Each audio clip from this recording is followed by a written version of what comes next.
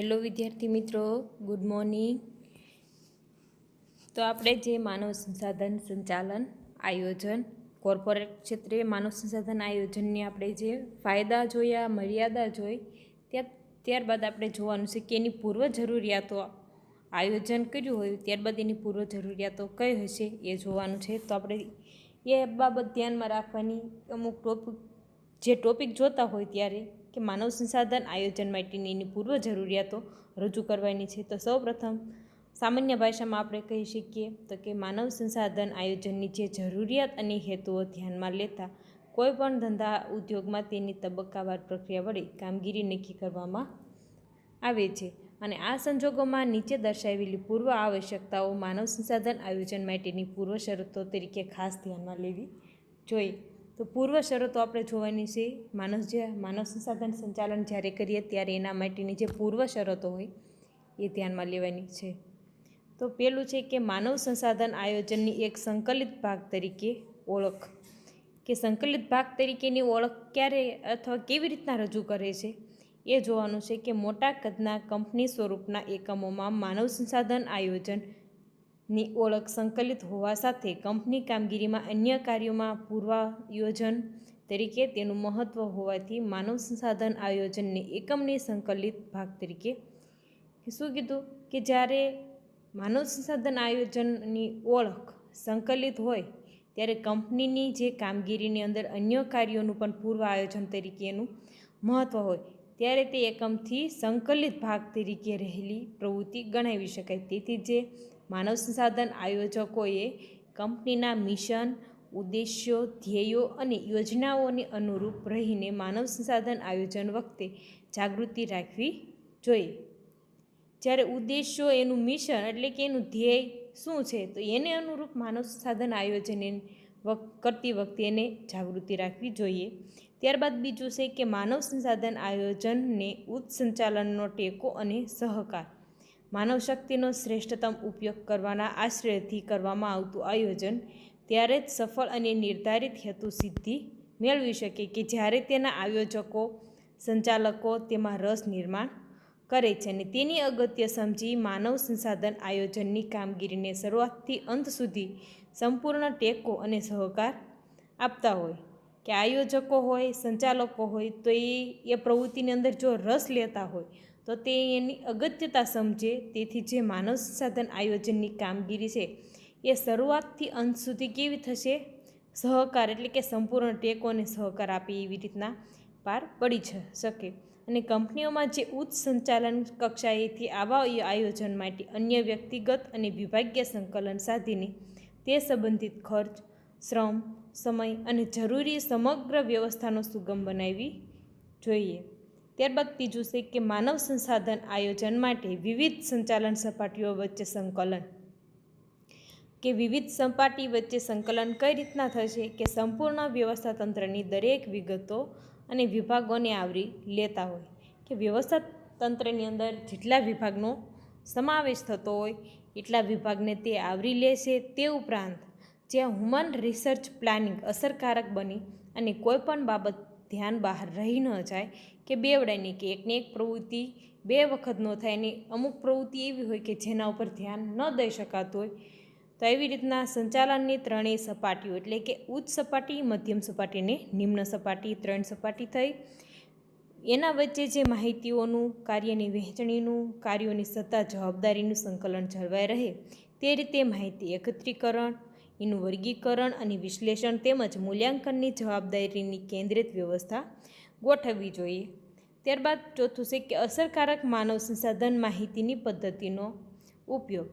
માનવ સંસાધન આયોજન માટે જરૂરી માહિતીની ઉપલબ્ધતા સરળ અને સમયસરની બનાવવી જોઈએ. કે જ્યારે જે માહિતીની જરૂર હોય ત્યારે તે માહિતી સરળ રીતના અને સમયસર મળી રહે એવી રીતના બનાવવી જોઈએ.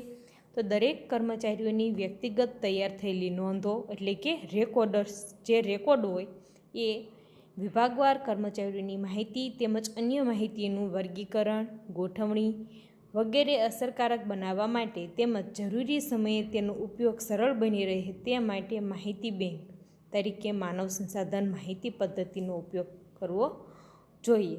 અને જે માહિતી તંત્ર અનુસાર જે સંપૂર્ણ તૈયાર હોય એવી માનવ સંસાધનો સંબંધી વિગતોની પ્રાપ્તિ, કે માનવ સંસાધન તંત્ર એ જેટલું જોડાણેલા હોય, જેટલા એને સંલગ્ન હોય તેવી સંબંધિત વિગતોની પ્રાપ્તિ ક્યાંથી થશે? એની જાળવણી, એનો ઉપયોગ ખર્ચાળ હોવા છતાં તેનો ઉપયોગ હાલના જે કોમ્પ્યુટર યુગમાં વધી રહ્યો છે. પાંચમું જોવાનું છે કે ધંધાકીય આયોજન સાથે જે સુમેળ અને સંકલન. ધંધા ઉદ્યોગના સામાન્ય આયોજન સાથે માનવ સંસાધન આયોજન હેતુ, સમયગાળો, કામગીરી અને સંચાલન સપાટી વગેરે મુજબ સુમેળતા ધરાવતું હોવું જોઈએ. અને બંને આયોજનો વચ્ચે સંકલન સાધવા માનવ સંસાધન આયોજકે ખાસ પ્રયાસ હાથ ધરવો જોઈએ.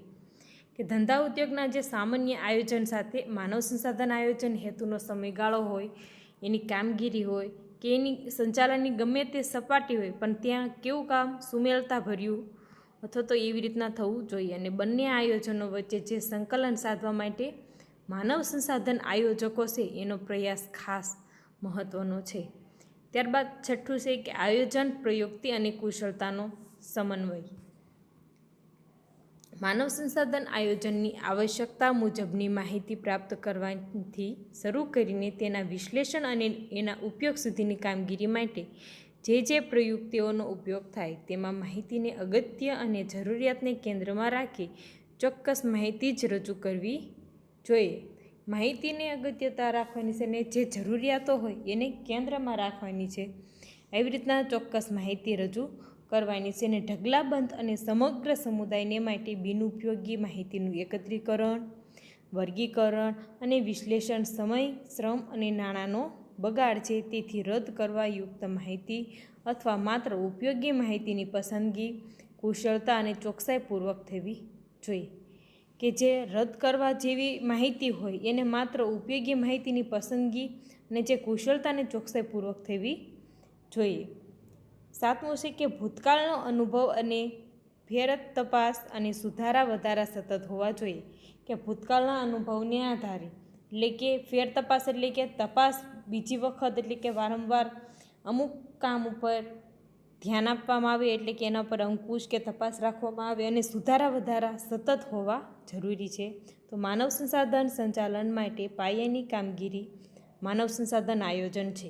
તેથી માહિતીનું એકત્રીકરણ, વિશ્લેષણ, વર્ગીકરણ અને આયોજન પ્રયુક્તો વગેરે દ્વારા જે આયોજન અમલમાં આવતું હોય. કે માહિતી એકત્ર કરવાની, ત્યારબાદ એના ઉપર વિશ્લેષણ, કઈ માહિતી કયા પ્રકારની ક્યાંયથી, એવું વિશ્લેષણ, એનું વર્ગીકરણ અને એની પ્રયુક્તિ દ્વારા જે આયોજન અમલમાં આવે છે તેમાં ભૂતકાળમાં હકારાત્મક કે નકારાત્મક પરિણામો સૂચવતા અનુભવોનો ઉપયોગ કરી પ્રાપ્ત કરેલ વિગતોની ફેર તપાસ અને આવશ્યક હોય તેવા સુધારા વધારા કરી આયોજનને સઘન બનાવવું જોઈએ. કે ફેરફાર થતા હોય ત્યાં માહિતીની અંદર ફેરફાર, એટલે કે આયોજનની અંદર ફેરફાર દર્શાવવાના છે. અને જે સુધારા વધારા કરીને સતત એના ઉપર ધ્યાન કેન્દ્રિત કરવાનું છે કે આયોજન સઘન બને જોઈએ. એવી રીતના જે આયોજન માટેની જે પૂર્વ જરૂરિયાત હોય એ જરૂરી છે. ત્યારબાદ જોવાનું છે કે માનવ સંસાધન માહિતીની પદ્ધતિ. સંચાલન ક્ષેત્રે માહિતી પદ્ધતિના જે પ્રવર્તમાન યુગમાં અનેકવિધ માહિતીઓની પ્રાપ્તિ અને સંગ્રહ વ્યવસ્થા સરળ, સુગમ બનેલ છે. તો માનવ સંસાધન સંચાલન માટે જે વિકસેલી વિવિધ વિચારસરણીઓમાં પણ માનવ સંસાધન માહિતીને પ્રાથમિકતા આપવામાં આવી છે. તો દરેક પ્રકારના જે માનવ સંબંધિત નિર્ણયો માટે સંબંધિત અને સંકલિત માહિતી યથાયોગ્ય સમયે ઉપલબ્ધ બને તે માટે સંચાલકો માનવ સંસાધન માહિતી પદ્ધતિને એક તંત્ર વ્યવસ્થા તરીકે અપનાવે છે. અને તેથી જે માનવ સંસાધન આયોજન માટે જે માનવ શક્તિની દરેક વિગતના સમૂહ ધરાવતી આ તંત્રના વ્યવસ્થા તંત્ર અંગે આપણે વિગતવાર આપણે ચર્ચા કરવાની છે.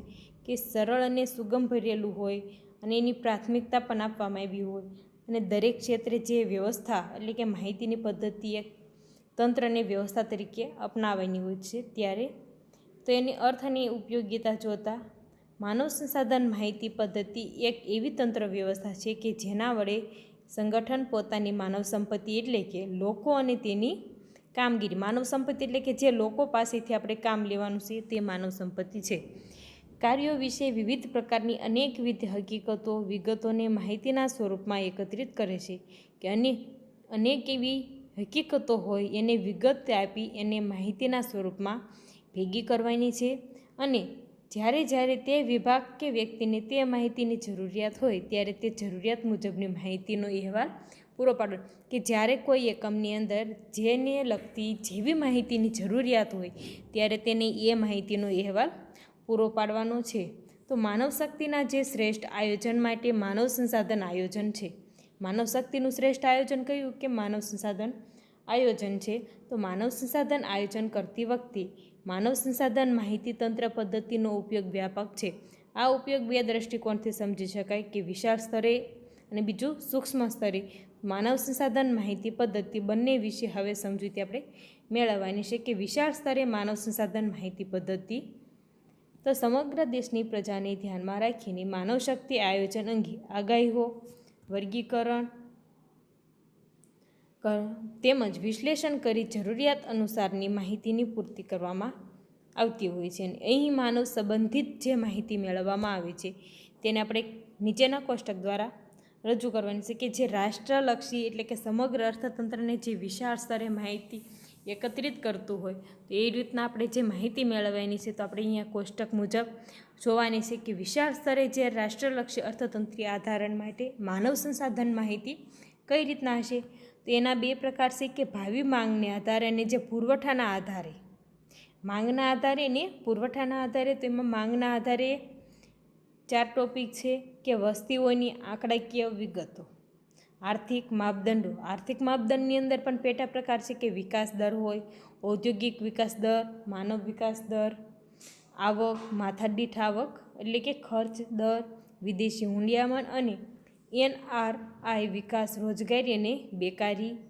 ત્યારબાદ ત્રીજું છે હાલની ટેકનોલોજી અને ચોથું છે ઉભરી રહેલી ટેકનોલોજી એટલે કે જે ટેકનોલોજીમાં વારંવાર ફેરફાર થતો હોય વર્તમાન ટેકનોલોજી. ત્યારબાદ પુરવઠાને આધારે જે માહિતીના આધાર છે કે ઉંમર, સમય, પ્રવેશ સમય અને નિવૃત્તિનો સમય. કે માનવ શક્તિનો પુરવઠો બદલાતો રહે છે તો એમાં શું કીધું છે કે ઉંમરને આધારે કે અમુક પ્રવેશ કરતા હોય તો અમુક નિવૃત્ત થતા હોય.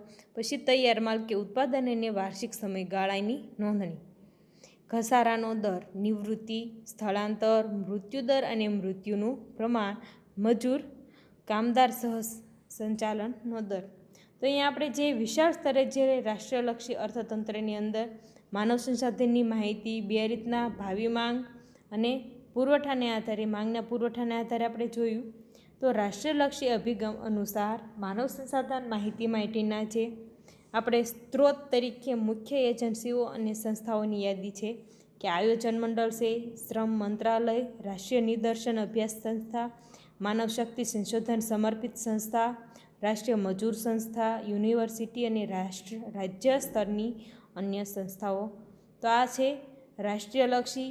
ત્યારબાદ સૂક્ષ્મ સ્તરે જે માનવ સંસાધન માહિતીની પદ્ધતિઓ છે કે દેશમાં કાર્યરત જુદા જુદા ધંધાકીય સંગઠનો અને સાહસોમાં માનવ શક્તિ અને માનવ સંસાધન આયોજન માટે સ્થાનિક કક્ષાએ એકમના કર્મચારીઓને ધ્યાનમાં રાખીને કે જુદા જુદા જ્યાં સંગઠનો થતા હોય અથવા તો સાહસમાં જે માનવ શક્તિની આયોજન માટે જે સ્થાનિક કક્ષાએ જે એકમમાં કર્મચારીઓને ધ્યાનમાં રાખીને જે માહિતીની જરૂરિયાત પૂર્તિ કરવામાં આવે છે તેને સૂક્ષ્મ સ્તરેની માહિતી વડે રજૂ કરી શકાય. તો માનવ સંસાધન માહિતીની પદ્ધતિ અનુસાર અહીં જે માહિતી રજૂ થાય છે તે એકમલક્ષી અથવા તો કે સાહસલક્ષી હોય છે.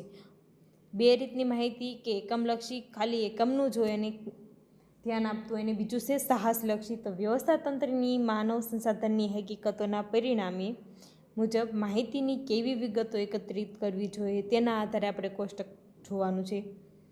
તો માહિતી પરિણામ, તે પરિણામમાં કઈ માહિતી હોવી જોઈએ એ દર્શાવ્યું છે.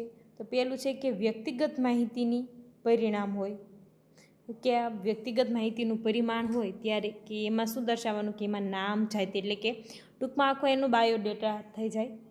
પછી એની પરિમાણની અંદર એમાં કેવી માહિતી હોય કે ઓળખ અંગેની હોય, એની શૈક્ષણિક વિગતો એટલે કે એની શૈક્ષણિક લાયકાતો કે ટેકનિકલ લાયકાત, ખાસ વિગતો જેવી કે એક્સ સર્વિસમેન હોય, અપંગ, SC ST વગેરે એટલે કે એની જાતિ ઉપર પણ નિર્ભર કરતું હોય.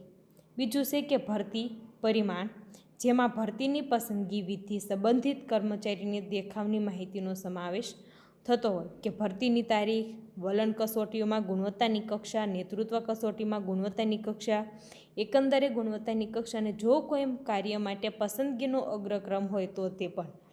શું કીધું? ભરતી કરતી વખતે જે બાબત ધ્યાનમાં રાખવાની છે, કઈ રીતની બાબત છે કે ભરતી થઈ તો એની અરજી આપેલી હોય એટલે કે એપ્લિકેશન એપ્લાય કરી હોય ત્યારની, પછી એને જે વલણ હોય કે એની જે કામ માટેની એની ભરતી કરવામાં આવી એના અંગેની ગુણવત્તાની કક્ષા કેવી છે, એના ઉપર એનું નેતૃત્વ કેવું છે, અથવા તો કે કોઈ એક સમય પહેલાં અગ્રક્રમ મેળવેલો હોય એ પણ ધ્યાનમાં લે છે. અને કાર્યાનુભવ પરિમાણ, જેમાં બદલાયેલ કામગીરીના શીર્ષકનું, તેનું વર્ગીકરણ, બદલાબડતી પગાર ધોરણોમાં બદલાવ અને કારકિર્દી માર્ગોનો સમાવેશ થાય છે. તો અહીંયા એનું પરિમાણ જોઈએ કે નિમણૂકની નોંધ અને અન્ય સંબંધિત માહિતી હોય, બઢતી માટે એની ગુણવત્તા ક્રમ કેટલામો છે, ગુણવત્તા મુજબ એની કામગીરીનો દેખાવ એટલે કે એને લાયક છે કે નહીં, મહત્ત્વપૂર્ણ ફાળાની નોંધણા.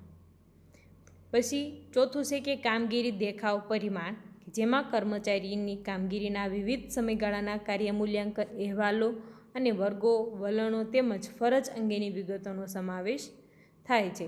પૂર્ણ થયેલ દરેક કામગીરી મુજબ કાર્ય મૂલ્યાંકન, કાર્યવર્ણન અનુસાર કાર્યાનુભવની મૂલવણી અને મૂલ્યાંકન, આંતર કર્મચારી સંબંધોનો માહિતી સંચાર આંક, જૂથ વર્તનનો આંક, કંપનીલક્ષી ઉદ્દેશો સિદ્ધ કરવા માટે જે બાંહેધરી મુજબ સર્વસ્વીકૃત જવાબદારી ઉઠાવવા તૈયાર હોય એનું વર્ગીકરણ. ત્યારબાદ પાંચમું છે કે તાલીમ અને વિકાસ કૌશલ્ય પરિમાણ. તાલીમ અને વિકાસ એટલે કે જે કર્મચારીઓનું શિક્ષણ, તાલીમ, પ્રમાણપત્રો, પરવાનાઓ, ડિગ્રી, કર્મચારીના જે કૌશલ્યો હોય, શોખ રસ મેળવેલી તાલીમ અને લાભોની વિગતોનો સમાવેશ થતો હોય કે ટૂંકમાં એવું કહી શકાય કે સેનામાં જે એની આવડત અને કુશળતામાં જે કર્મચારી જે તાલીમને આધારે એને નિમાયેલો હોય તો એના ડિગ્રી સર્ટિફિકેટ હોય કે કોઈ રસ લીધો હોય કોઈ બાબતની અંદર કે એવી રીતના એનું ધ્યાનમાં લેવામાં આવે. દરેક કક્ષા અથવા સ્તરે મેળવેલ તાલીમનો પ્રકાર અને સ્વરૂપ, કે જે કક્ષાએ એને તાલીમ મેળવી છે તો કયા પ્રકારની છે અને કયા સ્વરૂપમાં છે. તાલીમની અસરકારકતાનું વ્યક્તિગત મૂલ્યાંકન, જો કોઈ ચાલુ તાલીમ કામગીરી સોંપાયેલ હોય તો તેની પણ વિગત હોય. પછી છઠ્ઠું છે કે અન્ય બીજા પરચુરણ લાભો સંબંધિત પરિમાણ, જેમાં વેતન લાભો, વીમા કવચ, પેન્શન, પ્રોવિડન્ટ ફંડ, નફાનો ભાગ, રજાના લાભો, આરોગ્ય, સલામતી અને અન્ય કલ્યાણ યોજનાઓ તેમજ ઔદ્યોગિક સંબંધો સંબંધિત માહિતીનો સમાવેશ, કે આટલી માહિતીનો અહીંયા સમાવેશ કરવામાં આવતો હોય છે પરચુરણ લાભ તરીકે, જેમાં મેળવેલા લાભો અને વળતર તેમજ બદલાતા સંબંધિત નોંધો. પછી તંદુરસ્તી, આરોગ્યની હાલત, સાવધાની તેમજ માવજત સંબંધિત, વ્યક્તિગત કોઈ સમસ્યા ઉદ્ભવી હોય તો તેની નોંધ અને સલામતીની જરૂરિયાત વગેરે. તો આ રીતે આપણે દરેક વિગતોના પરિમાણ મુજબ માનવ સંસાધનની માહિતી મેળવી શકીએ. તો અહીંયા આપણે જે કોર્પોરેટ ક્ષેત્રે માનવ સંસાધન આયોજન છે એની ચર્ચા કરી. તો આપણે આ યુનિટ અહીંયા પૂરો થાય છે.